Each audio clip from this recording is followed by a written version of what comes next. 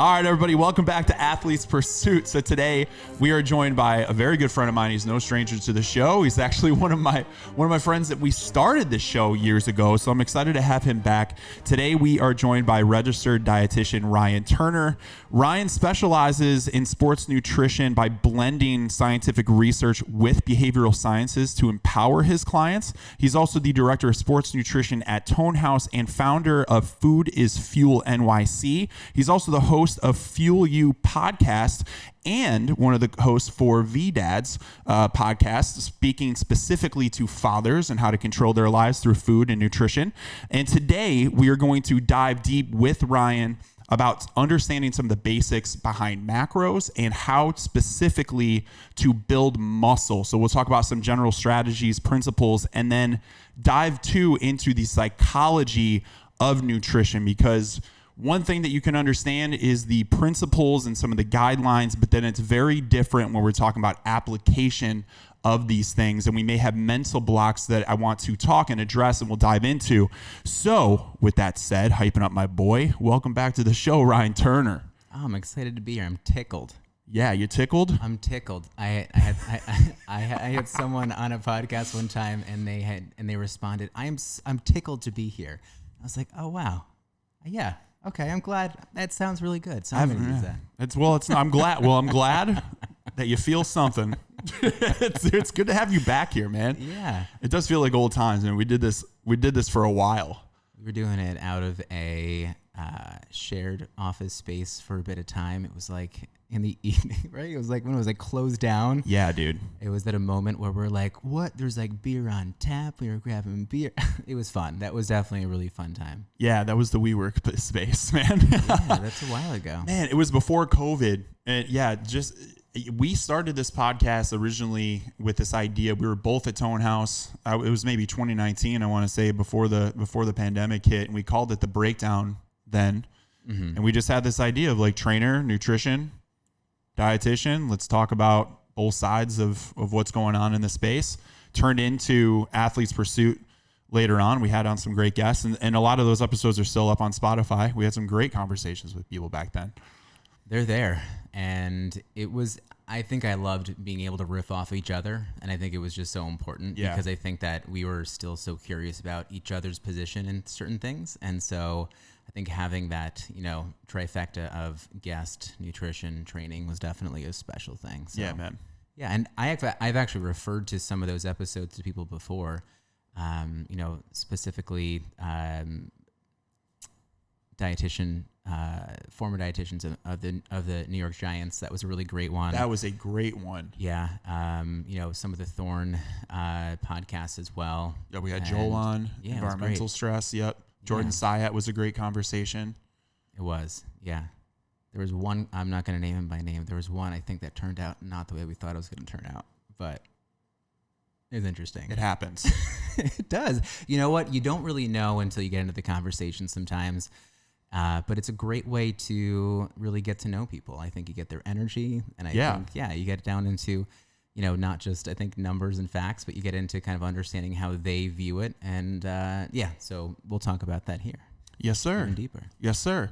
And today I just want to pick your brain, man, because so Ryan has helped me out tremendously when it comes to nutrition. I mean, you changed my entire view on this stuff, and we're going to get into those stories specifically, but with the strategies that you helped me, you've been working with clients for years. I know you have a clinical background to start, and then you got more into the sports performance side of things. So we're talking not just about, we're talking about elevating our food to feel our best, to perform our best. That is what really clicked for me with nutrition, because I was viewing it for a long time from a place of, I don't know, man, fear or deprivation a little bit, keeping things lower versus using it to empower me. I was very restrictive with food at the time.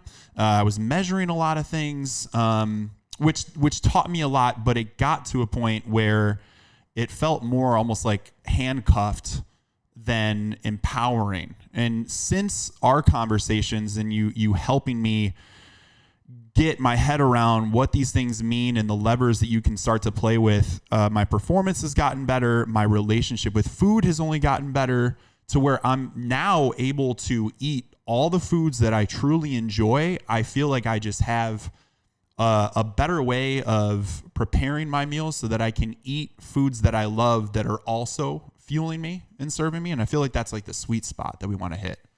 Yeah, and everyone's sweet spot's going to be different. And, I think as we get into a nutrition discussion about anything body composition, metabolism, all of that, like we are standing on the shoulders of giants in terms of the scientists that are out there working on things. Like we're talking about Brad Schoenfeld, right? We're talking about someone that's putting out great work right now is Dr. Gabrielle Lyon. She's probably one of the more popular people at the moment that's kind of out there.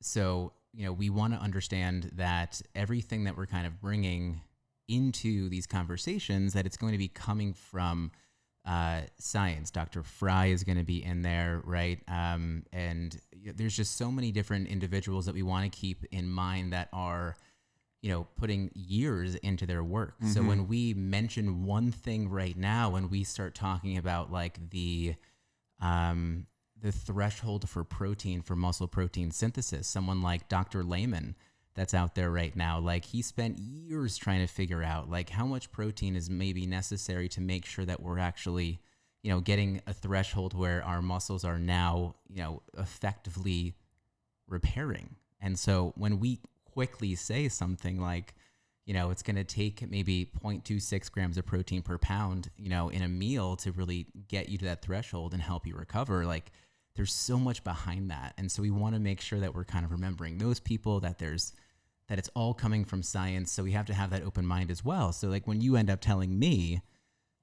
that you have, joy in food, that your relationship with food is definitely good, I'm hoping that we can understand that, there's so much behind it. And I'm hoping that the idea that there's like ranges of these, numbers and, that we aren't going to be so dogmatic in how we think about it. So knowing you came in vegan pretty much. Yeah. Right. And so like that I feel like is going to have its really like binary way of thinking. Mm-hmm. Everything is most things I would say are going to be black and white.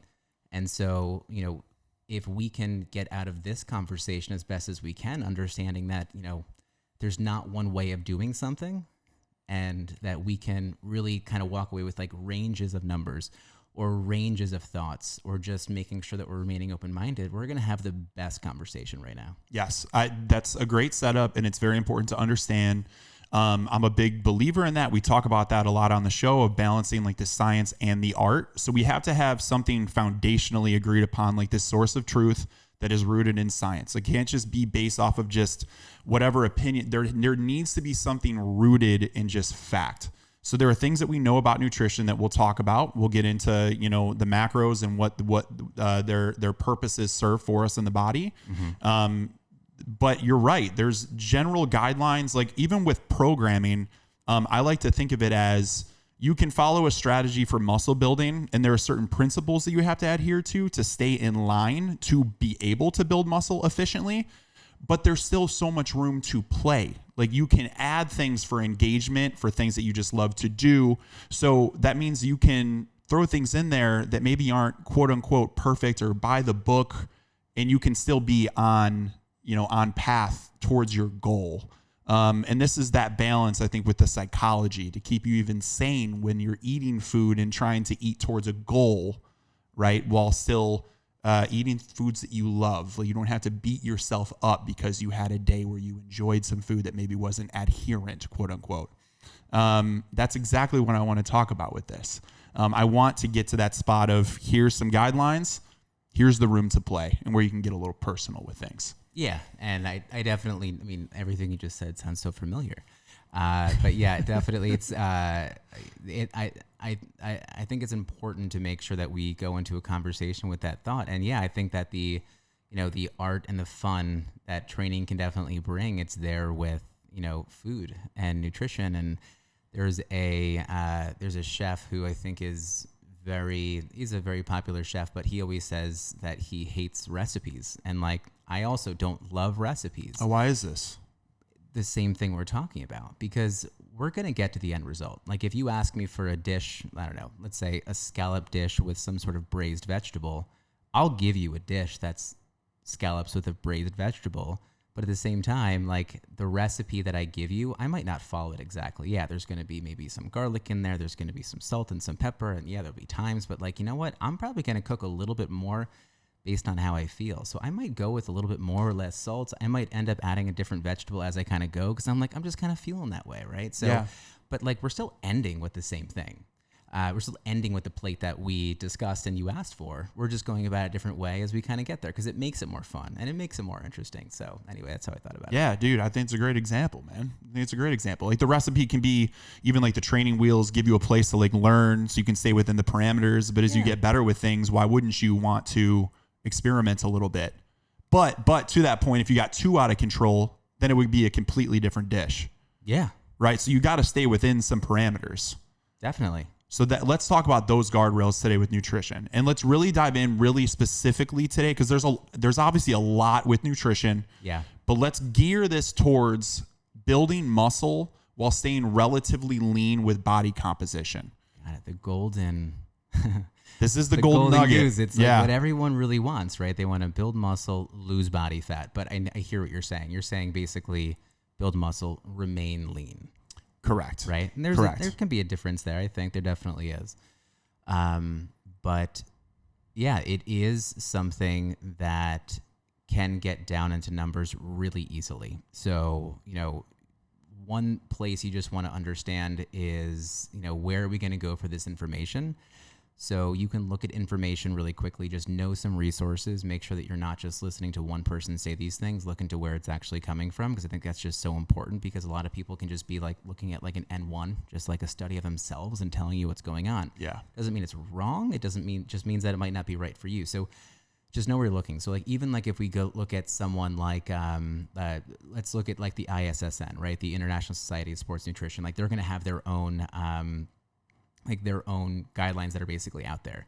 And if you look them up and, you see exactly what their mission, what their statement is about nutrition, it's going to help kind of guide these things too. I know that and I keep bringing him up because if you're not familiar with his work, but Brad Schoenfeld, he put out a book that is, his own textbook, and he does a lot of great research, but, he has the numbers that he's done a lot of work with, and like we can bring those in right now, and that's really simple, right, for me to say those things. So, if someone comes to me and like, I want to build muscle, I just want you to tell me the macros right now. I'm going to say, well, okay, easily. Like we can know that you're like somewhere between like 0.72 and 1 grams of protein per pound is going to support muscle building, along with greater than 3 grams per kilo, but I think it's like 1.4 grams per pound of carb, and then like 0.45 grams of fat per pound of basically like fat-free mass, right? So if we start with that, like those are numbers that are really easy. And, I like to make it easier, and I tell people, look, if you want to build muscle, why don't you just start by making sure that you are just double check with yourself. And I always say 1.5, 0.5. So 1 gram protein per pound, 1.5 grams of carb per pound, and 0.5 grams of fat per pound. That actually is higher than the bottom end of what like Brad Schoenfeld's research actually shows. Okay. Which I think is really helpful. So we have that. I feel like I'm like breathing funny. Hold on. I feel like I'm like holding myself up. I'm like, oh, no, I'm out of breath. So let me like reposition do that little myself leg here. cross. There you go. Yeah, I'm able to help. This is helpful though, because when we're talking about macros, we're looking at protein, carb, and fat. And I was always told, and the research is supporting this, protein essentially 1-to-1. There's the room that you mentioned, but essentially a 1-to-1 gram per pound body weight. Yeah. Yeah. You know what I would do? I would pump the brakes really quickly, because I think, and this is where things, I think the water can get muddy, but it's really important that we, again, don't get so wrapped up in thinking that this is going to be for every single person, because you're not wrong. But at the same time, if we're looking at someone that wants to remain lean, 1 gram per pound might not actually benefit them, because really, if we don't know the population that we're working with, if you're working with a population that's well trained and someone who already has a good amount of muscle mass,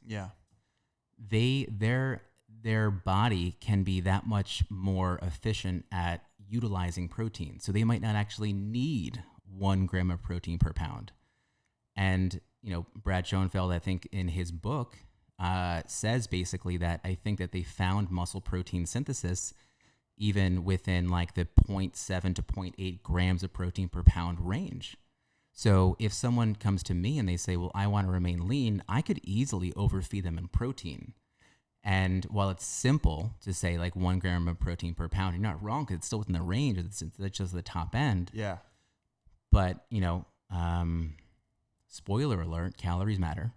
And so if it's going to be something where I have to find a little bit of a calorie deficit and I'm working with you, I might be able to tell you, let's not go to 1 gram of like protein per pound. I might say, you know what, that second protein shake you're having in the day, well, you might enjoy it. It's not necessary, but you know what? We just cut out 200 calories, and that across time can help you remain lean, and we're not compromising your muscle. And so, we have to keep all that in mind too. Like, who is the population?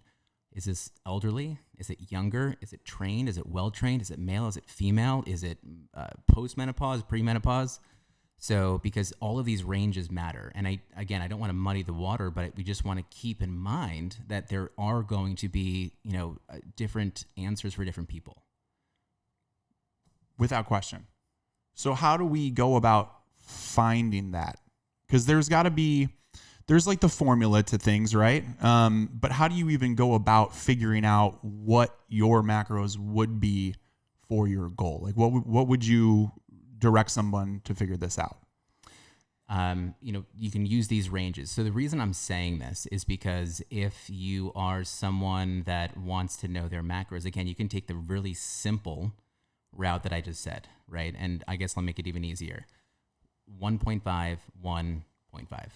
Like, that will give you a really quick example of what your macros need to be for you to understand how you can make your diet. And again, you get your macros, those are your calories, right? Macros are just the composition of your calories, of your energy. But that's a really quick check. If I really want to check for someone, that makes it so simple. Nice starting point. You can just do it right away. Cool. Nice starting point. And if you want to get more into the detail, is this where you do recommend working with a dietitian to get more nuanced with the approach? Yeah, for sure. Right. So we're here because someone listening, I want you to walk away and be able to have like something that's just going to be practical for you to do. And so for me to say something like, okay, 0.72 grams of protein per pound to, 1 grams of protein per pound, you're like, well, I don't understand where I'm going to fall there. Yeah. But that's also going to answer the question of like, well, what is your goal? Because if you add those up, and then you figure out your calories, well, now it's going to be able to give you an understanding of, are you now moving towards something like more of a bulking phase, or are you remaining lean, which is the goal? This is the question. So for me, now I'm going to look at this and I'm going to say, okay, well, the individual I'm talking to, we want to be really careful with their calories. So I'm going to now make sure that we're probably going to be towards the lower end of some of those, if that's going to be the case. And we can also then kind of look at, where those calories fall out too. So that's where we can easily start with macros, right? And, just to make sure, I think we talk about these things like, yes, protein is going to matter. Protein is going to be more or less how we're going to help someone at least maintain their muscle. And please make sure that, the first goal of anyone's health outcome should be maintaining muscle mass, because muscle is the thing that is basically helping us. It's, and like Dr. Gabrielle Lyon will say this all the time, as I think I'm just saying because it's like more of a nuanced kind of way of talking about muscle, but it's like, the organ of longevity. And when you look at it, it makes so much sense. Blood sugar control, right? It really is this reservoir to take care of blood sugar, control blood sugar over time. And in turn, everything kind of can fall in place from there. So, so with training, like with that, with the example you just gave, I think sometimes too about like periodization, like in training, and we talk about like the general parameters that you're talking about. I immediately was just thinking about how hypertrophy principles, like I could give someone the rep ranges to train in, the tempo to train in, the general split to kind of follow. And I feel like that's really what we're doing here is like, here's a general template, but it gets trickier. This is where you got to have a more nuanced, I think, and detailed understanding to talk about how you progress this for months. And I'm curious, like in training, we talk about periodization or phases of training, and you and I have talked a lot about that. That maybe for 3 months I'm building muscle or quote unquote bulking, right? That's a goal. And then maybe for another 3 months, it's more leaning out a little bit more, and everybody has different goals. It could just be overall performance and being lean and strong throughout the entire year, just a nice balanced training approach. Do you have examples or do you take a similar approach with clients where you're kind of putting them through phases of eating that are a little bit more higher calorie, lower calorie, maintenance periods, things like that? For sure. And it depends on, where they're going to come with their goal. But I would say most of the time, someone's going to want to, if they're going to look at something like just body fat loss, we're going to take that body fat loss across at least 3 months, right? Now that the thing that's hard is that if someone's coming in already leaner, right? So, and plus like a lot of the studies that like you end up looking at to kind of base research off of, it's going to be somewhere between like 10 to 20% body fat. And I think even that top end might be a little bit lower. So like most of this research that we look at, like is already working with lean people. Like there's not a lot of research that looks at like people in larger bodies sometimes. So we don't really know how everything applies. But when someone comes to me, and I tend not to work with individuals in like larger bodies just because I work with more athletic individuals. But when I'm working with someone and they're coming in somewhat lean already, let's say they're definitely under 20% body fat, they're going to be more around, say, like 19% body fat, right? And just kind of think of this like men, healthful body fat is between 10 and 20%, so 15 being average. So if we're working with someone that's like around like, say, like 16, 17, kind of around there, most of the time they want to start to visually see something. And, it's under 15%. I'd say closer to like 13, 12% is kind of where they want to end up going. Mm. What I'm going to tell someone is that if we want to go through a body fat loss phase, well, let's look at your training and then let's make sure that your calories are going to be appropriate for that. But what I'm going to do is I'm going to make sure that we, base their goals off of as at least like 0.5 to 1% body fat change per month for across 3 months. Because I don't think most people see visually a change until they get down at least 2 to 3% body fat. You can do those numbers and they're not like crazy. Like a lean individual, you might end up being like only 2 to 3 pounds a month. Someone might not think that's a lot, but when someone's already lean, you have diminishing returns. So you can't just expect to keep getting leaner when you're already starting lean. Just like if you're really muscular, there's diminishing returns on building muscle throughout the year. Right? So those phases, I think we have to make sure that when we're working with the population that's pretty athletic, we have to make sure that we kind of set them up, like let's go through 3 months and see what's going on. In those 3 months where I think we should at least be able to see some sort of change visually, because that's going to motivate someone most of the time, then let's take you into a maintenance phase. Let's keep going in a deficit if we definitely are able to and you feel really good. Or maybe they do want to kind of go into a different area of maybe hypertrophy.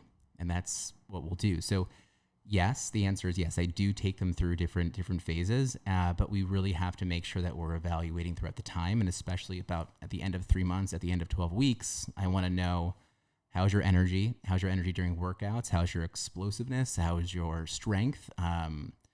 How is your recovery, right? Is there extended recovery? Are you seeing detrimental recovery beyond the usual times? How's hunger control? All those things too.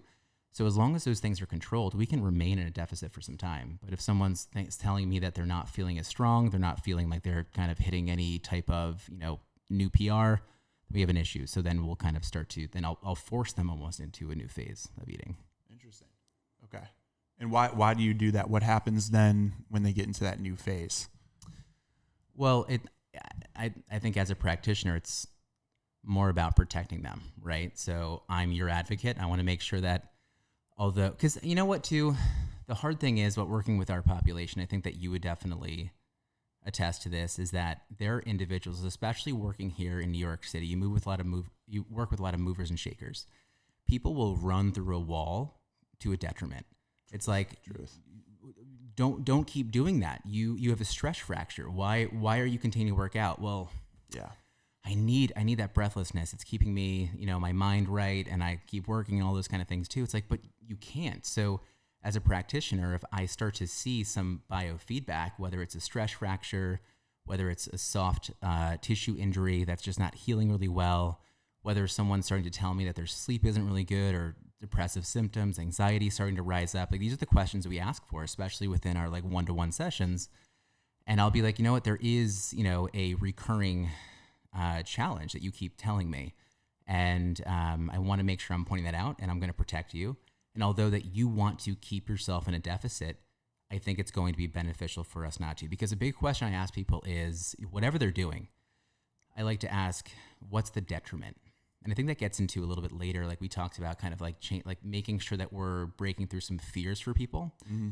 But whatever you're doing, I think it's something where, okay, if you are eating your macros perfectly, like, whether it's Brad Schoenfeld said it, or, any other kind of like metabolic scientist that we look up to right now, I'm still going to ask, like, you're doing that, and like on paper it looks great, but what's the detriment? If someone says I'm constipated, I feel as if I'm weaker right now, I'm not enjoying my life, I don't care what numbers you're following, whatever we're doing is wrong, because those things are not working for you. So that's going to dictate whether we stay on course with our original plan, or if we just need to kind of pivot. Yeah. This is it's like a long-term approach, right? Because there's different seasons for different things. Because the same goes with training too. I'm going to have periods where if I do the same style of training for 1 month, I can see a good result. It can feel good. If I repeat for a second month, may also feel good. But you hit a point of diminishing returns, as you mentioned. And I feel like these principles do translate between training and nutrition, that if I continue to just do the same thing over and over and over, what once was working may no longer serve. Maybe you're not getting the results you want. I've had with food specifically, sometimes it's mood related, energy related. I start crashing. And so sometimes I'm just bored, right? That's the engagement factor. I think there can be a lot of complexity to it. Yeah. Sometimes, but having that long-term perspective, I think, is just a healthy way to look at this too. That's why I'm always encouraging people to look a little bit more at their training in phases, and the same can be true with how you're eating. For me personally, I eat a little bit more intuitively now, just based off of, years of kind of playing around with different strategies. And I'll have some months that are a little bit, say, higher carbohydrate, because I feel like I've been crashing a little bit too much and I wanted more energy in my workouts, and I kind of play with that a little bit. Yeah. And even some periods where I'm like, all right, let's change the style of training. And I feel like always, if you're doing this at a really high level, I feel like it's matching your training with what you need from your food, just paying attention to see if things are in line with the goal that you have. Yeah. And, I'm keeping very much in mind that someone listening to this is definitely going to want to, I don't have the perfect setup for me. I don't even know my own body. Like trying to figure out the right height for this mic. I'm keeping in mind that we have to make sure that we know that there is going to be nuance to this, but we also want those practical takeaways for people right now as well. Yeah. So I think having this conversation, it's great. And these are just how the conversations go behind closed doors, right? You have more time. You're not trying to kind of hit these one-liners so that we all can, be excited about it. And so, I think when we're on a podcast like this, I think it's important just to kind of make sure that you're keeping that all in mind. Because right now, someone could walk away really easily and be like, okay, got it. There's a range of protein. I'll do 0.8 grams per pound. Okay, let's make sure we're going to do like 1.4 grams of carb per pound, right? And 0.45 grams of fat per pound. You can do that. Like, if you want to walk away with something, like, you will do that, and that's fine. I want to make sure that what we're kind of hitting on here is that we do keep thinking about, set the long-term goal, and then make sure that you're continuing to evaluate it. Because I think that a lot of programs are put out there for someone to say, hey, I want to build muscle, then I will go for 3 months and, I'll just reevaluate at 3 months. You have to, I think, do it throughout that whole period. And if you aren't, then you're going to get to the end of the 3 months and you're not going to know what to do. I think that's the hardest thing. Like what you just mentioned too about like more like eating intuitively. Yeah. That's really advanced for a lot of people. I know it doesn't sound that way. Like I'm eating, I feel like I need more of this, more like less of that. But it's something where it's like you've gone through so much, not even numbers. You've just gone through so many periods of training, and you've gone through so much time of accepting certain foods and kind of evaluating your body. But it's also because you've been so in touch with your body too. Yeah.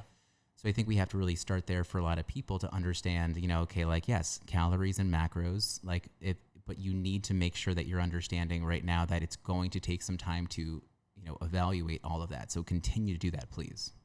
I wonder, it's a good place to go. And I'm kind of curious to get your perspective on this, relating to how maybe I've gotten there, even with your help, but also before I even met you, kind of experimenting with different ways of eating and learning my body. And I went through, I think in the beginning, I was looking at just macro guidelines from like a workout plan that I was following, and it had these general recommendations for calorie intake.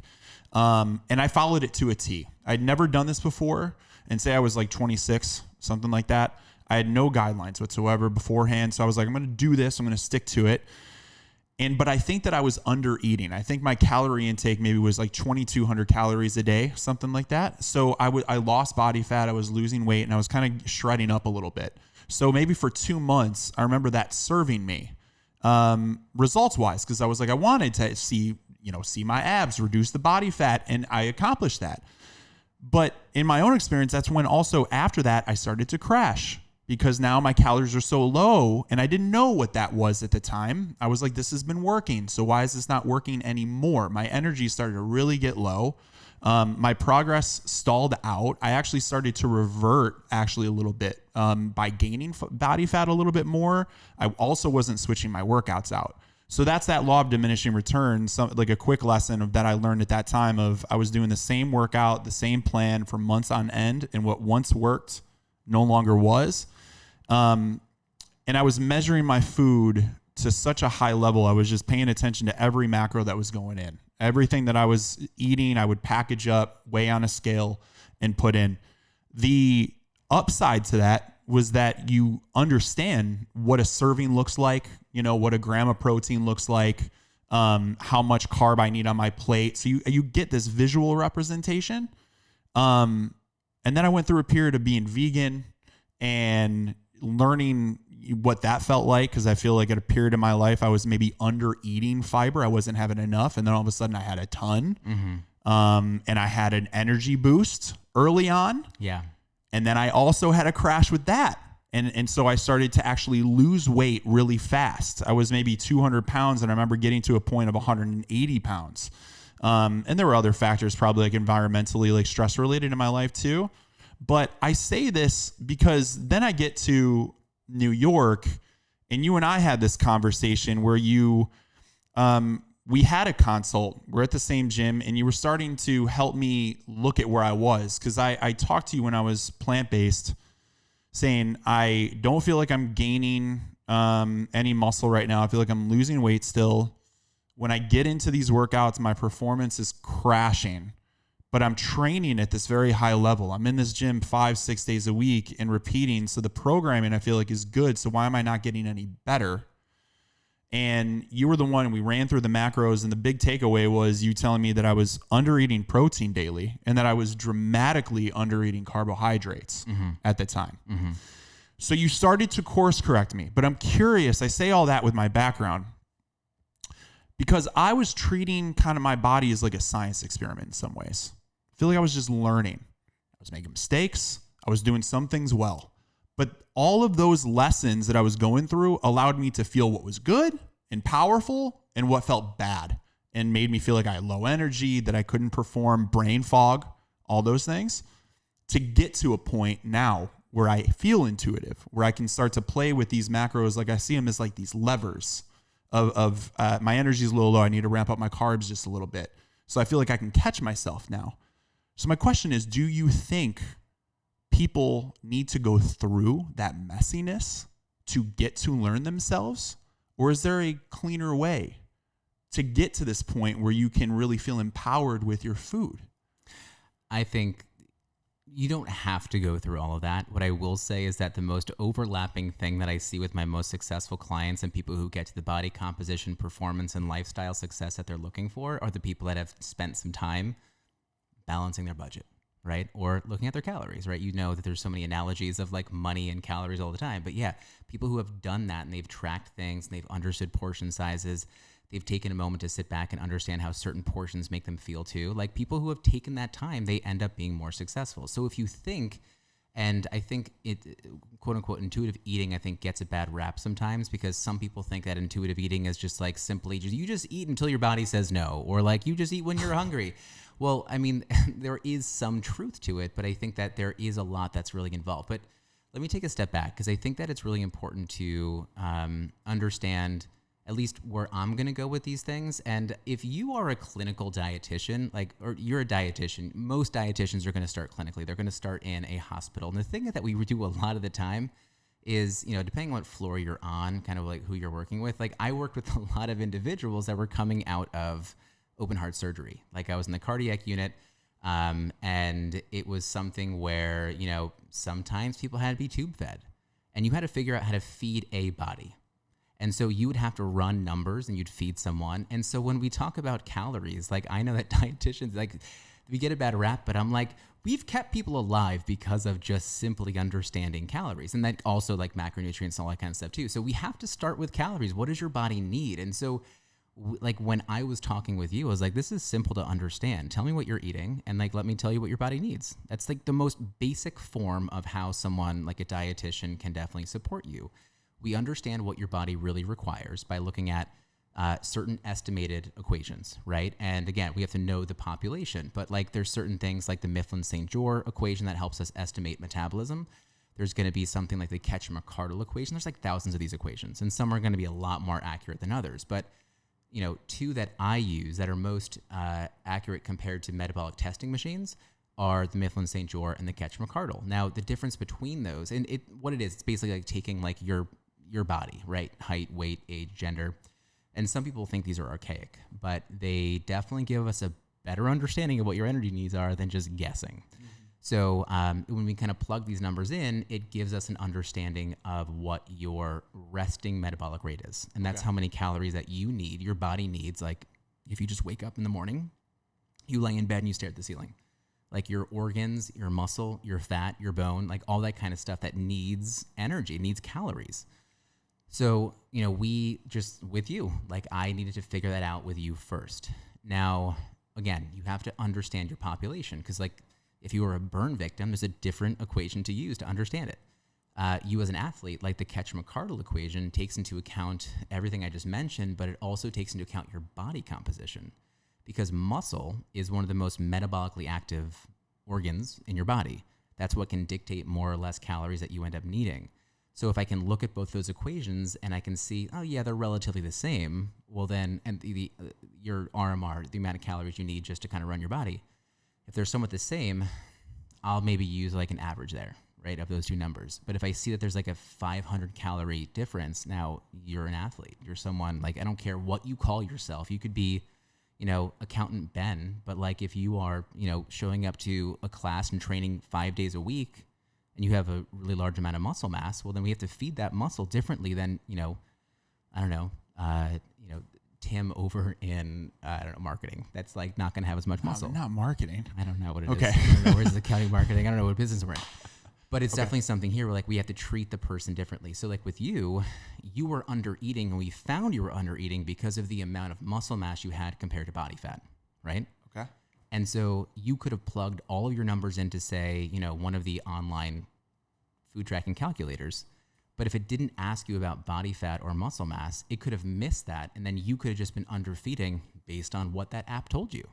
So that, I think, is one of the best things to help or to reach out to get support if you just feel what you felt. You said brain fog. You felt, you know, you were hitting a plateau in training.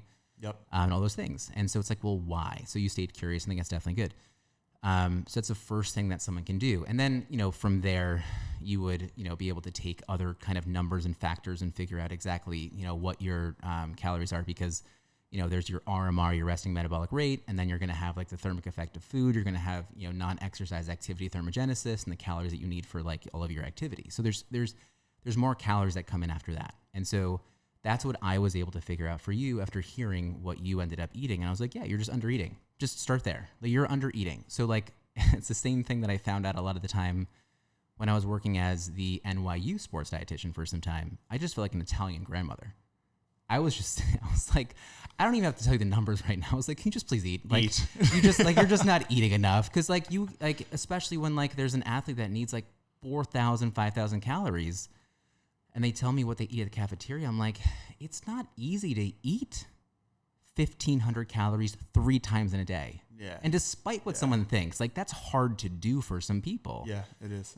Especially like a younger kid who now might end up having issues around, maybe a financial challenge. Like, he doesn't have a meal card. Maybe he can only get 1 meal a day. So where's the rest of his calories coming from? Yeah. The athletes here in New York, like, the one thing that had to be taken into account is how much they're walking. So like, when I would talk with, one of my soccer players, and I knew that they lived uptown, all their classes were downtown, and they had to like walk in between to go to practice over there, the training facility over there. They're getting like 20,000 steps a day outside of training. And so that takes a lot of calories too. So again, we have to, keep in mind who that person is. And then like, that's just what I heard from you. Like, I'm just training so much. And then you tell me what you're eating. I'm like, oh yeah, you're just under eating. Yeah. Let's fix that. Yeah. Right. And then you can now get into the composition of what you end up eating. But you want to make sure that you know where those numbers come from. And I get like the easier thing too is like, now what I brought into our practice is just a metabolic testing machine. I love these equations and they're great, but the metabolic testing machine is going to help us just cut through all of it. Just test your metabolism, right? So, we hook you up, you're breathing into a tube, you're just laying down, you're resting. It takes like 8 to 12 minutes. And this tube is collecting all the air from your face and it's putting it into its mixing chamber, and it's understanding the composition of the air and, how much CO2 you are putting out, how much oxygen you're pulling in, and that measures your metabolism. And so now we can move away from those equations and just quickly get to the answer. How many calories do you need? So if you were there when we had that machine, like, we could have easily just seen what was going on, then counted up your calories and seen what's going on. So there's a solution really quick and easy, just to kind of jump to the energy. That's discussion. huge. So that would give you a baseline. That's that resting metabolic rate. Yeah, it'll give you a resting metabolic rate. Like, I think like there's the VO2 max test, where you're hooked up. You have the mask on, you're running on a treadmill, all that kind of stuff. You've seen that? Yeah. This is just basically the resting aspect of it. So like, it does give you resting, and then it will also be able to understand based on your lung volume and how much, CO2 and oxygen you're requiring. It'll now be able to somewhat estimate as well how many calories you need for all the activity you're doing. That's amazing. Yeah. I feel like I might need to do this with you. It's fun. Might be time for a re-up. Do it. Yeah. Yeah. I think it's good. And I think the thing why that's helpful is because when people go through a body fat loss phase, like we were talking about, like this periodization or however you want to, whatever you want to call it, you do see a drop in metabolism, which an estimated equation is not going to catch, but the machine can. So now that you've gone through 3 months of a body fat loss phase that maybe was pretty aggressive, for a lean person to lose somewhere between 7 to 10, that's really aggressive, pounds of body fat per month, you're going to see a drop in someone's metabolism. And so when you go into a maintenance phase after that, and I say it in quotes because like a lot of what we do in maintenance, what we do in body fat loss has to happen in maintenance, but we have to take that into account. So these machines are helping us understand how we can know how to feed someone in all phases of whatever their goal is. That's huge. Because I do feel like a lot of people will have no idea, or walking around with no idea of what their baseline is, of where their metabolism is. Yeah, man, that's the thing too. I think that there's so much stigma around it, like, not calories. And I'm like, why? But it's just an energy source. Well, I mean, like, I do want to make sure that we do stay somewhat aware of, I think calories have definitely mess with people's minds to the point of an eating disorder or, some other psychological challenges. And I get that. But I think that it's not the fact that this arbitrary number in some cases is what caused it. It's how you were presented with it. So if I tell you that, you have a range of calories. For body fat loss, you could be from 2,200 down to maybe 1,900 calories. If you now hear those numbers, when you walk into a fast casual restaurant, you see the calories up there, you'd be like, oh, wow, okay. I see how it fits into my day. You can start to break things down from a frequency and volume standpoint. So don't be afraid of calories. I think it's a great discussion, staying well aware of kind of where someone's coming in at. If you're coming in at your life got messed up because of how someone presented calories to you in the past, I think, a dietitian would keep that in mind. That's a lot of what I do as a sports dietitian, because there's a lot of eating disorders that I work with because of it. Yeah, it's not uncommon. I wonder sometimes, like, if I actually did have one myself when we were talking, because I had a fear of being, I had a fear, this would be a good place to go now with the psychology, because I had a fear of gaining body fat by eating more than because I was trying to stay smaller before, but like right before I met you, I was in the modeling world, and I think it was playing with my head a little bit where I was being told that I was too big sometimes for certain jobs. So inherently I was trying to stay leaner. And so I was doing a lot more endurance work and trying to eat a little bit like less or cleaner, quote unquote. So I was fearful of eating certain things that weren't, in line with what I was trying to accomplish. Well, if they thought you were big now and there was compromising possible gigs to kind of get, man, you wouldn't get any jobs now. Not a single one. Yeah, I didn't care anymore, though. I was like, let's just get big as possible. I don't know if anyone's seen Joe's transformation, but like 2018 until I think at least 2022, right? Huge transformation. I mean, you can take people down that line if you want to. I saw how much you were training. I saw what you were doing to make those changes. I saw the burritos that were going down. You really turned me on to burritos, honestly. I remember that conversation too. You were like, yo, burritos are a great source of like these carbs that you need to ingest. And I remember doing a post. I was like, yo, Mr. Ryan Turner, our dietitian, said that I can eat more burritos. Oh, it's the best post recovery. It really is. So. That's kind of where it started, man.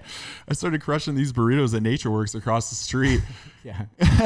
But, the fear is going to be there for a lot of people. And if I can just, I think it's always important to understand that a lot of what someone should do, or like how we should go about doing things as a clinician is, looking at the evidence and then breaking things down. So my philosophy of working with someone is now, I would say, if you can kind of, picture kind of a 3 points, like a triangle.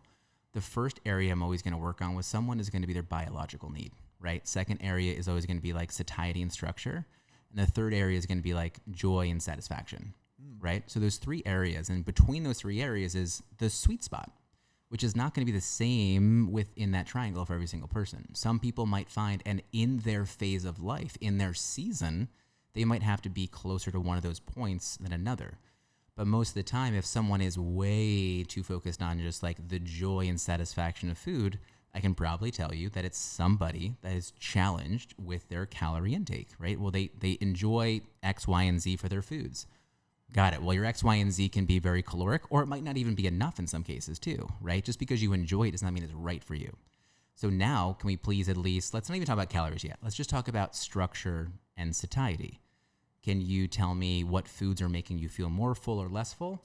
If you can't, let's start there, right? So that you understand that, this takeout food that I'm going to tell you right away, like most restaurant takeout food is going to be 800, 1,200 calories just for the main plate itself. Like, that's a simple thing just to know. So if someone tells me I'm eating out 3 days a week, or 3 meals a day rather, I'm going to be like, yeah, okay, yeah, probably you're overeating, and we can start with that. Okay, so order those same things. When are you full? If no one understands kind of their satiety within there, then that's where we're going to start with someone, right? And so you can kind of stay between those 2 areas of calories on a thing, but calories just break through so quickly. It's a very quick way to get to the answer for some people, and then you can come back to satiety, go back to joy. What foods do you like? Let's make sure those work in. Okay, let's now compare that to your calories and macros. Now let's go back down to like your structure of the day, like what works for you. But between those 3 points, you can really find as long as you keep that type of mentality, like that's what I'm working on. And like even if I'm working with someone, I'm like, man, the past 3 sessions, we've only talked about calories and macros. We're way too far on one side. We got to come back down a little bit. Even if they don't want to, I'm like, we got to touch on it a little bit, because if, at the end of 12 weeks, me working with you, I can't have you only thinking calories and macros matter. So then that helps me with my coaching. I would imagine that.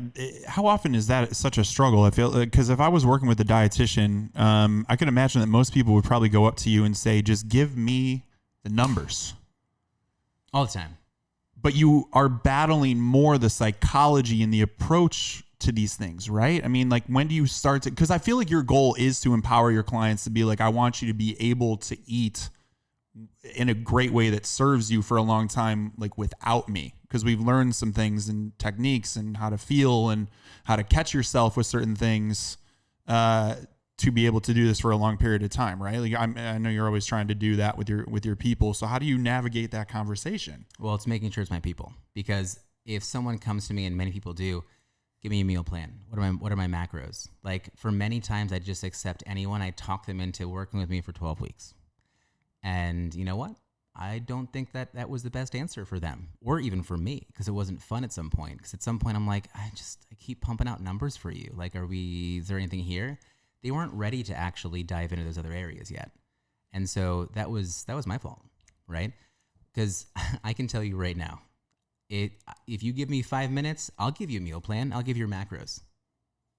You can head out the door. Yeah. But I will tell you that tends to be the failing answer, right? So why is that? Because like that, this is a big question here, because the program, just like I can give you the quote unquote, which doesn't exist, perfect workout plan, sets, reps. I can give you the best macro plan for yourself. It can be personalized. I can lay it down right here. Say, this is what you got to hit every single day.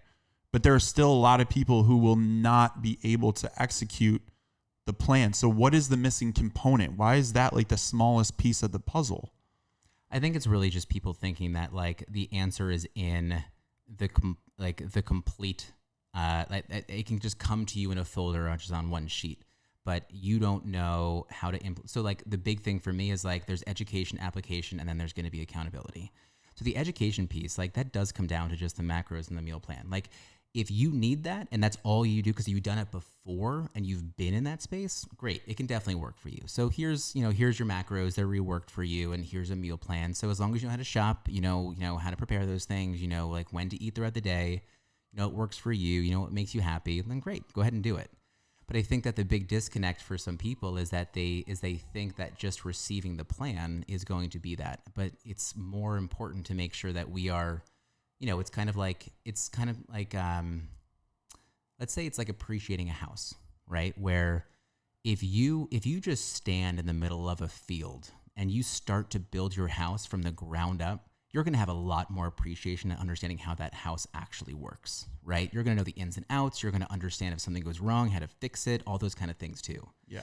But when someone says, here's your brand new house, but then everything starts to fall apart because you don't know what tools are, you don't know what that means, you don't understand, what's supposed to happen, then all of a sudden all these problems just become so heavy and it just falls apart. So for some people, it's like, here's your plan. And I will do that for some people too. Here's your plan, but if you can, give me 3 minutes. I want to make sure that you know where you can start. Do me a favor. Can you just think about just your frequency of meals? Can you just try and fit this into at least like 3 meals a day? And if someone does that, they become a little bit more mindful of certain things. And then I think it challenges them and they're like, oh shit, how do I get that much protein in 3 meals? Or this wasn't as much protein as I thought it was. However it is. So I think that, I know when I'm working with someone, my big questions are really to make sure that I understand, like, do you want this? Are you ready for this? Are you thinking beyond just the calories and macros? Because that's the easy stuff. And in fact, at some point I made my own, and I'm not shilling anything, but, I created like my own macro calculator and course for someone to go through because I got so tired of just giving that to someone. And then I'm like, go do it yourself. And when you're ready, come to me. So here you go. Like this, like go take this. It's like a 40-minute course that teaches you your macros, teaches you your calories, and it ends with like a one-on-one session with me. And in that one-on-one session, if you need more, let's do more. But if you're done, then great, right? I'd rather that happen because I don't want to waste your time or my time. because the people who want to succeed are the ones that want to understand how this actually applies to their life. Yeah. And how it's going to work that way. Yeah. Because if someone says, you told me you get 150 grams of protein a day, or, I like talking ranges, so like 120, 150, but I'm vegan, or, you know what, money's tight right now. I don't know how I'm going to get that much in. Okay, well, we have to figure out how to do that. And then I think that once we can figure that out and really lay it out what it looks like day to day, or for some people who think, and this kind of gets into some of the populations that I love to work with and why I'm working with dads and why I work with the ADHD population, because people are very overwhelmed and executive functioning is really hard for some people here. And so the idea of like, wait, you want me to cook 3 meals a day? Maybe. The majority of people don't do that though. So how do your fast casual meals at work for you? What can you order? What can you stop on the way to work to grab that's going to work for you, right? Then we get into some quality of food discussions, but like, I've worked with, a researcher that was on an Indian reservation for like weeks at a time. And his diet was largely out of a little gas station that was around the corner from his hotel. And we helped him lose weight, right? Without compromising muscle. But a lot of protein bars, right? A lot of things that were pre-made, but he's a healthier person now because of it. But if I just gave him calories and macros, it wasn't going to work, right? Yeah. The same way with, a busy parent. Like I can't give you a list of 17 meals to go make. And that's what people ask for sometimes. I'm like, it's not going to work. Let's actually what's going to fit into your lifestyle? So just those smaller steps to get there is always helpful. Yeah, that's very helpful in and of itself. It's like that's why you really, I think, ultimately got to invest in a coach at some point. I think if you really want to learn and master this stuff, it's really about the techniques and like strategies of how to navigate the complexities of like your life to be able to do this stuff. I see it as like a re-education. I had to reteach myself a lot about food and nutrition, period, to even eat healthy from a foundational level. Yeah. And I don't want to get it wrong in terms of like making someone think they have to work with like a coach or pay someone to kind of work with. But I think like the simple ideas of like, it's probably not as hard as you think it is. I tell people all the time, like nutrition is it's made out to be so much harder than it needs to be. Like protein, I'm probably going to tell you, like I can break down your numbers, but if you're not eating at least a protein source 3 times in a day, you're probably low on protein, right? If you are eating all your meals out, well, then you're probably overeating calories. And so it kind of comes down to these things. Like here's like two takeaways to make life easier. I always tell people, it's like, look, if you do not have time to make a meal or even go out for a meal or you want to save money, I always love to use my rule of 3. My rule of 3 is a protein source, fiber source, and a beneficial fat. That's a meal. People are like, wait, I have to make a meal. No. Go grab a protein bar. Go grab a Greek yogurt. Go grab some jerky. Fiber source. Go grab some dried fruit. Go grab a piece of fruit. Go grab some dry roasted edamame. Fat source. Go grab a Kind bar. Go grab, just a 100 calorie, bag of nuts, if that's going to be the case too. Go grab, a Justin's peanut butter packet.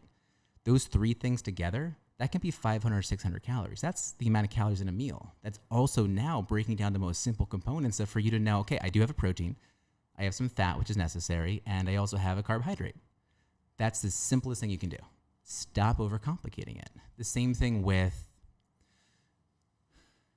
I think when, I'm helping someone understand what are the things I can do? Like I have so many meals out for business. I can't control it. What can you help me with? I'm always going to tell someone, okay, well, let's just break this down. How can we control some of those calories without calorie counting? I'll tell you, liquid calories, snacking, and fat items. Those are the 3 things that tend to get people in quote unquote trouble in terms of calories. And I mean that because here, liquid calories from something, say like, you're having a business meeting, but you're getting coffee and now there's going to be, you're putting cream in there and, more like sugar or something, like those calories or alcohol, right? I think we get that. Yeah. There's not a lot of people that I work with that are drinking soda. It's just not a thing anymore. But like even like snacking, like the snacking around the meal, like the bread that comes to the table or the appetizer or the dessert, like those are the snacking, like focus on the main meal. And fat items. I'm not saying fat's bad. Like we should be getting somewhere around, like the most successful people are getting fat, percentage wise, like 25 to 35, % of their diet from fat. And we need fat for hormone development, all these things. And it tastes good, all that kind of stuff too. But restaurants, fat is where the calories come from, right? You think about a salad that you're going to get from a fast casual spot. You have avocado, cheese, nuts, seeds, all this kind of stuff. You have a 500, 600 calorie salad before you're adding anything else. Yeah. And so now we can just say, okay, do this. Make sure that we can cut out one piece of liquid calorie, right? That could be alcohol or something you put in your coffee. Make sure that we're not going to be snacking. We're focusing on your main meal, right? Just be very diligent with it. And then fat items. Can we just make sure there's only one added fat item to your plate? So let's just take off one of those fat items. We're probably going to now be able to help you control your calories more. So it doesn't have to be so like numbers driven. Like that's where we get into like the practical application of things. That's pretty helpful tips. I always had trouble like in sales conferences back in the day with exactly what you said. I feel like our selection process too in America does not make things very simple here.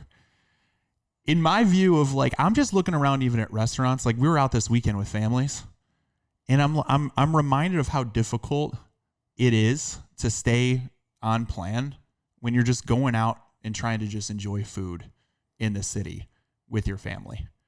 Because I cook a lot at home. And I always view that it's like I can have control of my food that way. I know what's going into it. I'm not using over crazy amounts of oil. But the second that we went out to some of these restaurants, I felt it immediately. You just know that it's doused. I want to take this thought for a second. And because I think that there's a lot of, and this isn't you, this is like, I think there's a lot of scapegoating. And I think there's a lot of blaming that's done. Oh. And like, this is when people start to tell me like, the food industry is after us. It's so toxic. And this, I'm like, you know that you just said the answer. If you know that that's the answer, stop blaming them. It's your decision to have it. Yes, people are paid a lot of money to figure out how to have you continue eating that food. Chefs are not in a kitchen to make sure they're keeping you healthy. They want to keep you coming back to on the easiest side of like having you enjoy the moment and in the environment that they just created in this restaurant, right? They want to have a fun time with food. I think some of the best chefs do actually have an understanding of kind of both like flavor and how it can make someone feel towards the end of a meal.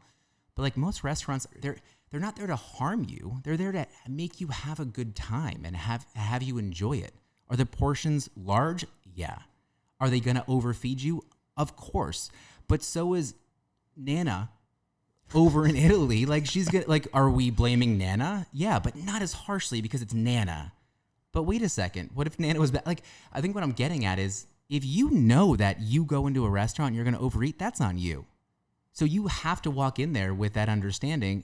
And if you know the food industry is quote unquote out to get you, they're just out to get money. They don't really want to harm you. If they kill you, they have less customers, right? So this is like, if you know that, then do something about it. Dude. So it's like the same, like someone tells me, and I'm not saying don't keep foods around that you like, whatever it is. But like when I see people like shopping at Costco and they're getting these like huge family size portions of things and they bring it home, I'm like, you know that bringing something into your home means that you're going to eat it, and that you stopping yourself from eating it is completely going against the purpose of buying food.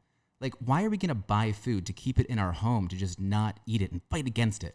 Like, don't buy it. Like, don't make it hard for yourself. If you're like, oh, it's so hard to stop eating. Yeah, it's hard to stop eating because of the way that it's made, how it's manufactured. Fair point. Now that you know it, let's do something about it and stop blaming them. I think we scapegoat so much. Oh man, it's just the food industry. You have the answer, so then deal with it right now. I think that's just like where I hear all the time, and I'm like, but then for me, I go from there and I'm like, well then why don't we focus on quality? Like, why don't we focus on like the quality of food? Like, tell me if I'm going on a tangent now, but the idea of like eating like ice cream for me. Like, I love ice cream. We have dessert every single night in our home because I want my girls to understand how food isn't inherently wrong or right. And if we don't want ice cream, we won't. And, you know, I love the moments where we have dessert. When they're done, they stop eating it and they throw it away. Like, we just don't want more. When they finish it, they finish it. That's cool too. But for me, like, I'm not going to be like, oh, you know what? The food industry is out to get me. And that's really high calorie ice cream. Like, it's French ice cream. Like, French ice cream is going to be high calorie, but it's also high quality. I can probably eat less of it and be a lot more satisfied with it than if I'm going to get a low calorie, low sugar ice cream. Like, if we can spend more time within the quality of food and how it's satisfying and makes us feel, I will tell you, if you spend that time, you will probably end up eating a lot less and being happier. And so that's just what I'd like. Then don't eat the food that, like, I don't know, just like, there's something here that's like inherently like the answer's in front of us, but yet we keep blaming them. And so that's fine, dude. I'm glad we went there. Honestly, that's pretty powerful. I mean, you're just talking about accountability at the end of the day, some ownership over what's going on. I get it. I do get frustrated because like I even come from the healthcare space, and like I look at systems around us, and I see it from like two sides. Sometimes I look at just like what we have available to us, and I'm like, I wish we had better options. I wish I could just go out and like have more resources to get macro-friendly foods, to stay on plan when I'm like don't have time to cook, and things like that. But you look at what's around you and you see what your situation is, and you just go like, how can I make my environment fit for me? Like, how can I create an environment that is going to suit my goals and my energy levels and all that stuff? And so we've done that. Like Tina and myself, we have created that in our house. We have the same grocery list that we get pretty much every single week, where we get the sources of protein that we need. They're lean. It's turkeys, beef at 90-10, salmons, just that stuff that we like. And we know that we got our protein. Our carbs are going to be like russet potatoes, white rice, pastas.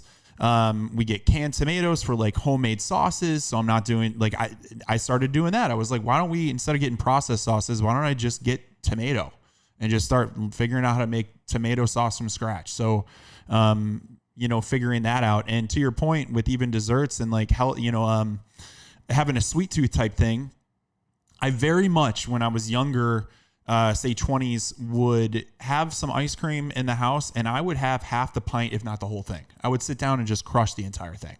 And I'd be like, why am I gaining weight? It was like so good. I would view it as like a cheat meal. At that time, I had this psychology of like, it's Sunday or a Friday night, let me just devour a bunch of food. And I had to break myself out of that psychology too, where instead of thinking, because I was so restrictive for a week, that now I can just go all in and indulge for a huge day, why not instead allow myself to, if I want chocolate on a Monday, I have that piece of chocolate, but have it be a piece or a scoop or a couple. It doesn't have to be the entire thing. It doesn't have to be an indulgence.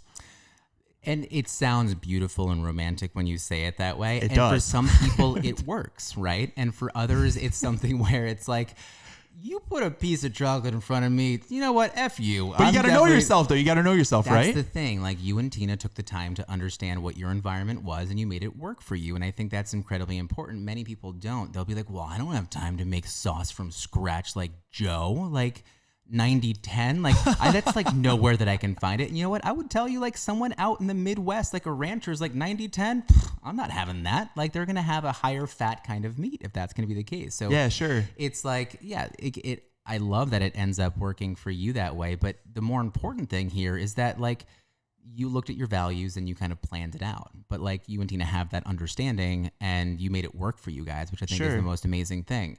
But just like, I want to make sure someone knows, like, this is also where, like, with the dads, with like the ADHD community, if I can say neurodivergent, and I like using that term just because I think sometimes people have a hard time with it.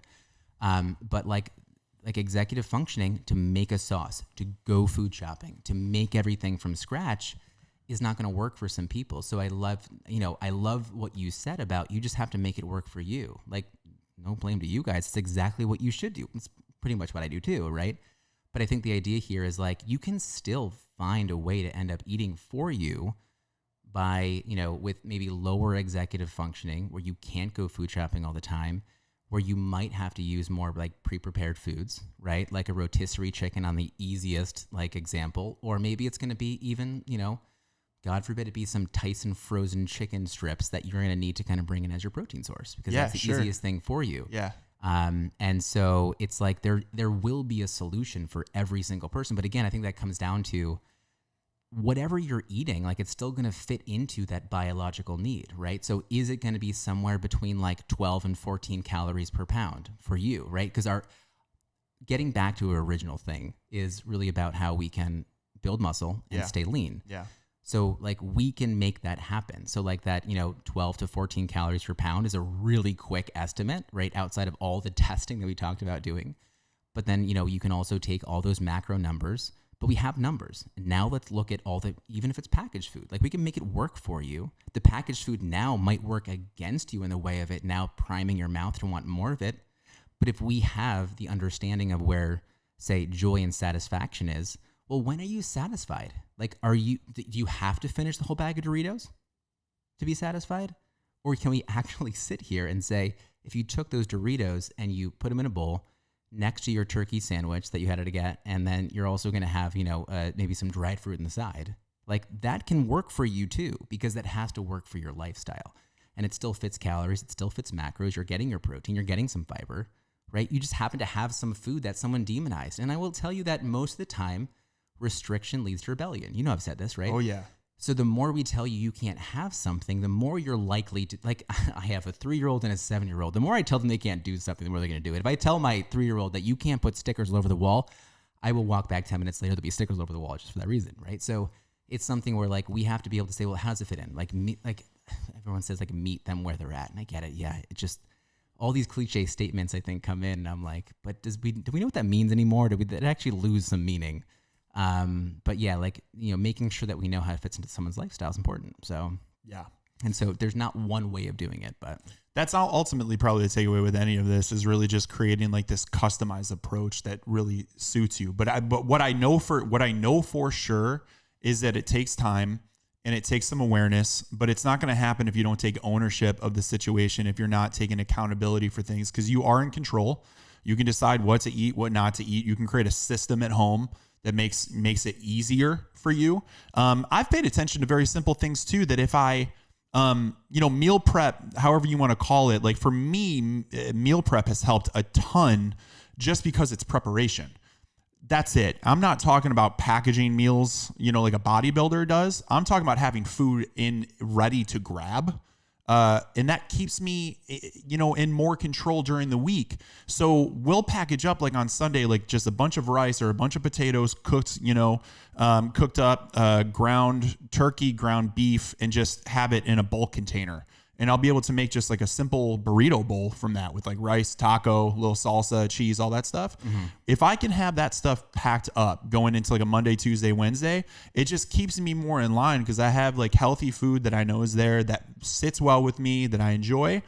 When I do not have that stuff and I go into the work week, then I'm kind of scrambling where I either need to go out and grab something and you're not always sure where it's going to come from, or you're reliant on, maybe your company providing lunch, and then also you're not sure what is going to be there.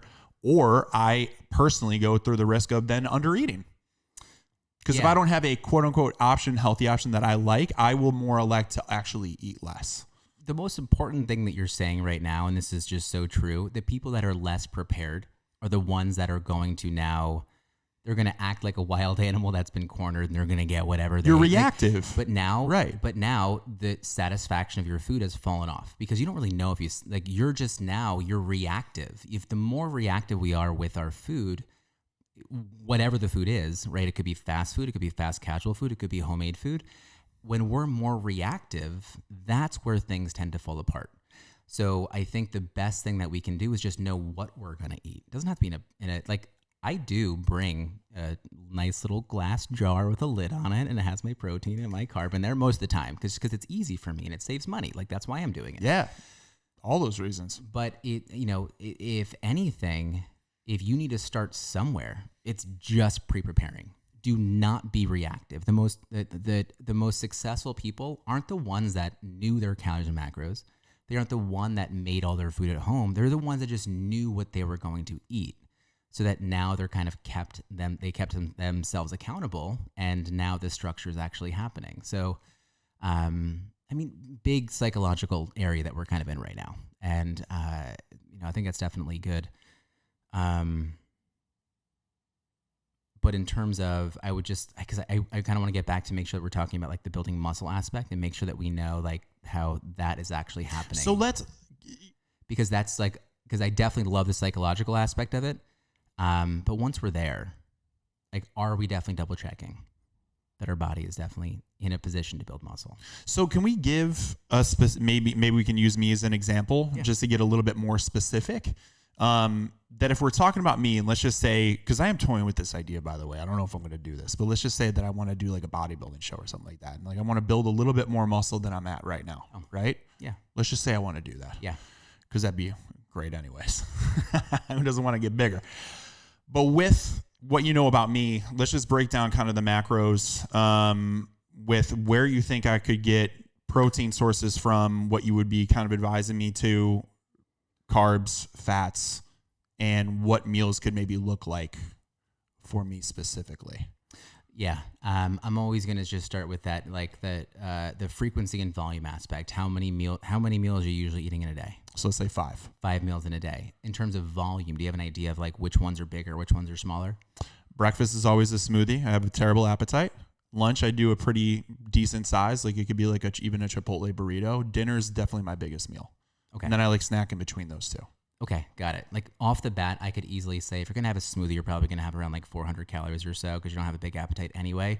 It sounds like a Chipotle burrito. Most of the time, based on how you're going to order, I'm going to know that like on the leanest end, you're not going to get many things from Chipotle. Like most fast casuals, like maybe 600 to 800 calories, maybe 500, 700, but I'm going to say it's around 800 for you.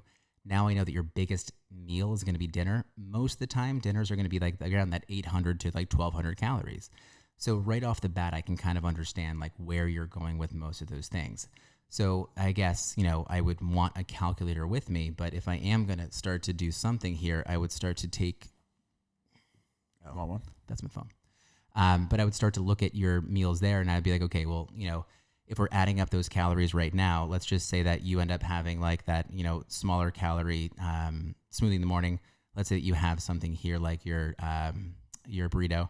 And then let's say dinner is going to be here. So now we know that you're at 22. Bam. Right? Yep. Done. 3 meals. I know that's what you're getting. Yeah. For me, if I know that you have to be building muscle, and I'm going to go by calories per pound right now, if the numbers that I kind of just like quickly listed before, the bottom end of those is going to be kind of where you would have to be getting those macros in to build your calories. And that tends to be around like 12.5 calories per pound. If you're eating less than 12 calories per pound, you're not really putting yourself in a position to actually build muscle, right? So if I take this right now from what you're doing, I'm so sorry I let that die on us.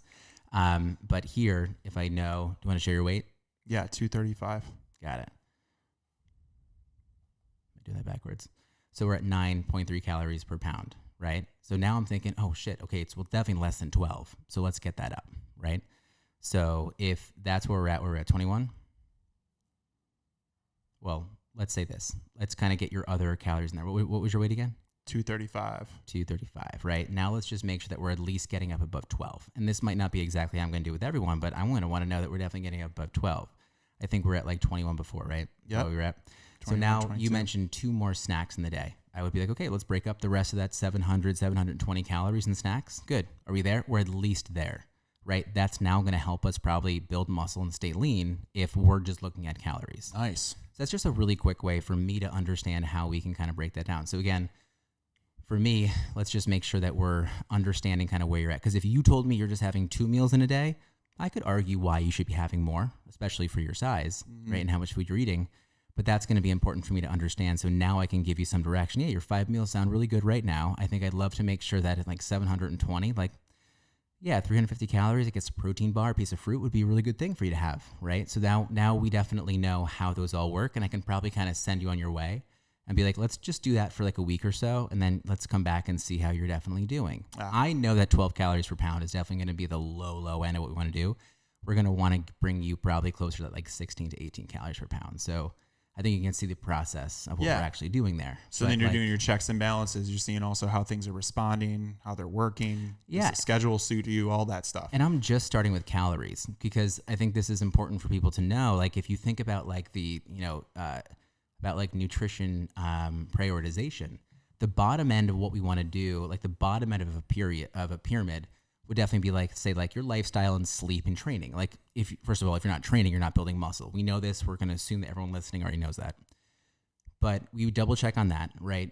What is your workout routine? If someone's obviously just running, well, we got to change something. But then we have to go into calories first. That's why I'm starting with calories. Then what I would do is I'd now want to break down your meals and understand like, okay, is there a protein source in each one of your meals? I might not even have to tell you that yet, but I'd be like, okay, as long as you have a protein source in each one of your meals and snacks, like I'm going to assume we're doing pretty good, right? Okay. And then I would slowly kind of like make sure that that's definitely good. We look at your results and see what's going on. Now, if you're going on competition, you're going to be on a stage. That's not my person because I get so psychological on that side and I just have a lot of worry, angst, and it's just not my specialty to work with someone getting that lean for a stage. But to build muscle, right, that's going to be something different. So now I'm going to go through the macronutrients. At some point, I'll break those down, and then we can get into micronutrients, make sure zinc, magnesium, potassium, everything is kind of checking out on that side so that we know now that we're kind of giving the right kind of things. Because even as we're building muscle, we want to know that something like our, a higher amount of saturated fat in the diet is not going to leave our cells as permeable to actually accepting nutrients. But if we are going to be eating a higher omega-3 diet, we have enough omega-3 in the diet, our cells can actually be a little bit more receptive to taking in nutrients to support muscle building. So, I want to check in on how much omega-3 is coming in, how much, fish is in the diet. If you're like, I can't eat fish, now we go to the next level. Well, I guess 2 levels up would be like supplements, but now I'm starting to work my way to be like, okay, where will supplements come in?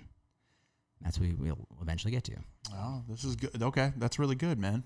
Am I breaking it down a little bit? Dude, that's a great deep dive. Yeah. I mean, yeah, you can see how you're stacking the layers. It's like you said in that house analogy. It's like we're building this foundation so we can start to start there, see how things are going. I feel like even as the client, you would start to build a habit there too of just this is me creating my system. And then you can start to see the individual pieces start to play of let's ramp up this part. We got this on lock. You like the schedule of the frequency of eating. But now maybe let's play with the combinations a little bit, and then you can start to identify deficiencies or areas of weakness. And I'm glad that you touched on that area with supplement too, that it was actually one of the last things you mentioned. Yeah, look, my nerves are always, in any of these conversations, I'm like, we're not going to be able to say everything, because I think I'm long-winded as my explanations too. I know just that. A lot of knowledge, brother, honestly. Well, you know what it is? There's just so much nuance as well. And it's like, let's just at the end of the day, it's going to come down to calories and protein. End it now. That's really all someone's going to have to know. And then just shut up. Just do that. So there is this little voice in my head. It was like, this is easier than you're making it, right? Yeah, calories and protein. And as long as calories and protein are equated, I don't care if you have a higher carb or a higher fat diet. Now, it will affect you, I think, psychologically, and it'll affect your hunger and all that kind of stuff too. So yes, the ways you eat and the other macronutrients are now going to affect how hungry you may or may not end up being. But a lot of our conversations with people, it's like calories, protein, fiber. How do you feel? Fair, dude. So done. Fair. So again, it's I even might obviously make it sound like it's, taking, that there's so much involved in it. But yeah, calories, macronutrients, micronutrients, timing of meals, supplements. Done. Let's get out the door. Tell me if you're building muscle or not. If you're not, we have an issue with calories. If you feel like shit, well, let's change that. And also, the dark horse here, you know what it is? What? Sleep. Oh, yeah? Just the dark horse, if you're not sleeping well enough, many of these things are just going to be so challenged anyway. Fix your sleep. If you're not sleeping well enough, I'm not going to say that 8 to 9, people's whoops have recently, well, my whoop's telling I got to get 9.5 hours of sleep. I'm man. You show me one person in my life right now getting 9.5 hours of sleep, and I will give you $1,000 right now on the spot. Not in this city, buddy. It's just not happening. I'm whoop, shut up. But no, the whoops, wearables, I have my own discussions around it, but anyway, so I'm going off.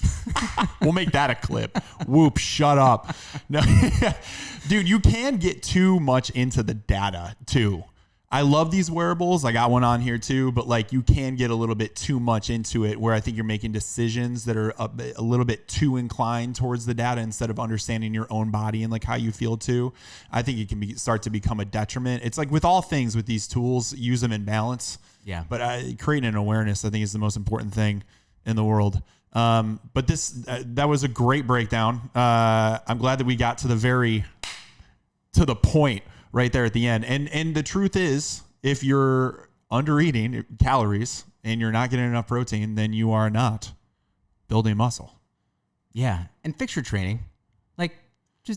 you know this. The training has to lock in. It's got to be there. Look, I mean, this is the truth. This was a real conversation. This is why I like having this stuff with you. I mean, we come from the same philosophy with this stuff, and I think it's just very real. You have to have a base knowledge and like the understanding of the science and the strategies. These are things that are just facts, right? And like you understand the nutrition, the nuances to such a huge degree, and that allows you to navigate these spaces as things come up. As you feel certain ways, you can start to attack it and be like, all right, well, this is why you're feeling this way, because this will maybe a little bit out of balance.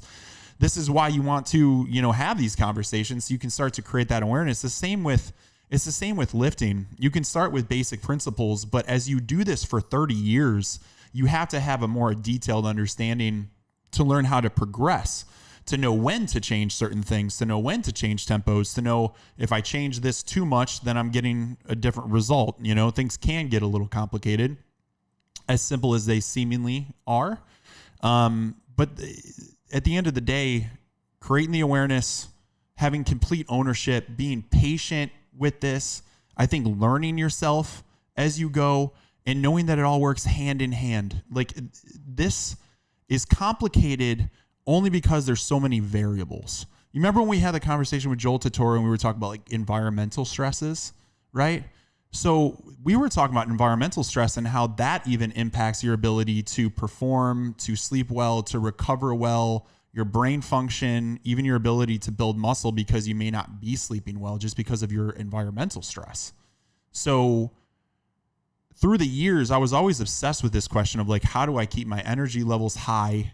How do I keep my performance consistent? And I'm not just talking about the gym. I'm talking about like in a meeting, right? At work, answering emails, like coming up with better ideas for things. And the only thing that I've done is start to pay attention to myself and even journal certain things, reflecting on the last day, how I ate, how I slept, what I put into my body, how I trained, and starting to document those types of things. And even from the spiritual side, like, did you meditate? Did you not? Is your brain just going crazy? And can you start to work backwards and then create that routine for yourself that allows you to fire on all cylinders? And this is where it gets very, very, very personal, and it should, but it still goes back to, it's still rooted in some kind of proven science or, the stuff that we already know about. It's not just something that you're making up. It's got to be rooted in some kind of solid foundation of principles. And then you can start to customize and create your system. I think the thing you're saying is like, I always like to just rule things out for people. You say you're low energy. The elimination. Well, then why don't you rule out, are you eating enough? If you feel like you're low energy, well, let's rule out if you're not controlling your blood sugar by eating enough protein and eating enough fiber, that you actually are sleeping well, that you are training to use your muscle in the way that it's needed to be used. So it's going to support your energy throughout the day, because that's where a lot of our energy is going to end up coming from mitochondria, all that kind of stuff too. Yeah. But rule those things out, right? Rule out if you definitely need some sort of supplementation. But once you've ruled things out, then finally go look at something else. Yeah. Right. But like, don't start like thinking like it's going to be, I don't know. I think the world of influencers makes it so hard sometimes, because it's like, they're promising you have low energy. Well, then here you go. And it's like, well, hold on. There's a lot of work to do before we get there. Yeah, it's not that simple. And it also, if it works for me, it doesn't necessarily mean that it's going to work for you. I feel I never really post my meals that much, just because like I feel like this is something that it's mine. This is like my personalization, like my way of getting to it. Because you're right, you're eliminating a lot of stuff.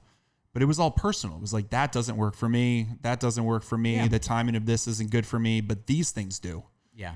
And you start to stack those up. Yeah. And just, but it's also like putting yourself in the right circles. Like, I don't think that my training would be anything what it is today. And I've gone through like hard periods of my life where like training just completely fell off. But the only reason it came back in was maybe because of the foundation that I learned from you. Right, the motivation that I can get from you too, from the other people. Like, if you are having a hard time too, like, it might not even be you. It could, take the accountability. But I would just say the idea, like, don't look into yourself for all of the answers. Like, put yourself around the right people. Like, it's the same thing. Like, what was it? Something recently around like, if you have a best friend or you're hanging out with a friend that ends up becoming obese, you are like 250 times more likely to become obese, just because that you are closer to that person. Like, we take on those those type of habits that those people that are closest to us have. We do. So it's like, one thing you could do, and I know that we're kind of getting even away from like the science of things, but this is how it goes. But the idea of like, put yourself in the circle of people that you want to be. If you want to be someone who's a lot healthier and leaner and you want to learn how to eat, then go hang out with people who do that. 100%. Like, I think that that's something that a lot of people kind of miss out. They're like, no, I'm going to stay in my environment. I'm going to stay around the people that I love, and I'm going to have the best result. You probably aren't. Like, something's got to change. If nothing changes, nothing changes. Yeah. You got to change something. So start there. That's always a great spot. Yeah, it is. It helped me a bunch too, man. Because sometimes you're just observing then. I feel like when you're around those people that are performing, especially in the gym, I mean, that's how I learned too. I'm very much visual, and like I have to do. I'm very hands-on. Like, I want to see how these things feel, how we move. Even without understanding them first, it's like just literally observing how people move. That's how I learned a lot for my own routine, just by being in the gym with these people that were performing at the highest level. You pick up the smallest nuances that people do, that have been doing this for like 30 years, that have been athletes their entire life. Yeah. And you pick this stuff up even subconsciously. Yeah. To your point, it's how we're wired. We're human. Yeah. And at those higher levels of performance or nutrition or life, it's like, the smallest things make the biggest changes, right? Like, when you're just starting out, it's so easy. You can like absorb so many things and it gives you the biggest outcomes. But it's like, the same thing with training. It's like when someone's like, well, hold on, I'm looking for a new PR. It's like, you're not looking for a new PR. You're looking for yourself to get a little bit lower in your squat, right? Like, that right there is progress, right? There. It's like, if that's what I'm saying, if it all connects, if it all makes sense. But like, so I'm just saying, it's like, like you have to hang around those people to pick up those little things. But if you're like, no, I'm going to go do it myself, it's like, no, you have to like, it's those finer details that you're going to get from hanging out with people in those circles. So like listening to podcasts, making sure that you understand that someone isn't just trying to bullshit their way through things. Put yourself in the right spots. Appreciate you, man. This is a great talk as always. I hope so. Yeah, dude, I got a lot from it, honestly. Well, I hope so. Yeah, you know what? But like, that's the thing with nutrition. Sometimes I'm like, like it's really simple, but it's also really complicated. Well, that's what I say about training too. I'm like, this is easy to understand. And then I start talking about it, and I'm like, oh, okay, I can see how you might be confused. I know, right? Like when I talk about progressions and stuff, but this is all I think. This is all I think about all day, every day.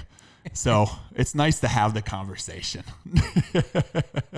Well, go build muscle and stay lean, and just, you have all the answers now. Lift heavy weights, eat more protein. You'll be fine. Sleep was a big thing. And sleep, which, we know these things. Which sounds great to me, man. I could use more of it. It's one of my favorite things to do. But dude, thanks for having me on. I appreciate you being here, dude. Yeah. We'll have you back on. Where can people find you on Instagram? Oh, yeah. You can find me over at Food is Fuel NYC. That's my handle over there. Big on X, formerly Twitter right now. Doing a lot of stuff with dads over on VDads. You can check us out, VDads Official. And you had some big news with VDads. Want to announce that bad boy? So Gary Vaynerchuk has a conference that's happening out in LA, August 8th through 9th or 11th. So I was asked to be a speaker over there, which has been pretty cool just because they've been doing, I think, so much work within the community, and just it's called Voices of Econ. So, within the Vaynerchuk world, I'm able to kind of give a little bit of my feedback on nutrition and health and mindset. Oh, no one deserves it more, man. I'll be looking forward to that talk. Thanks, dude. Check it out. Yeah. Ryan, thanks again, brother. We'll see you guys.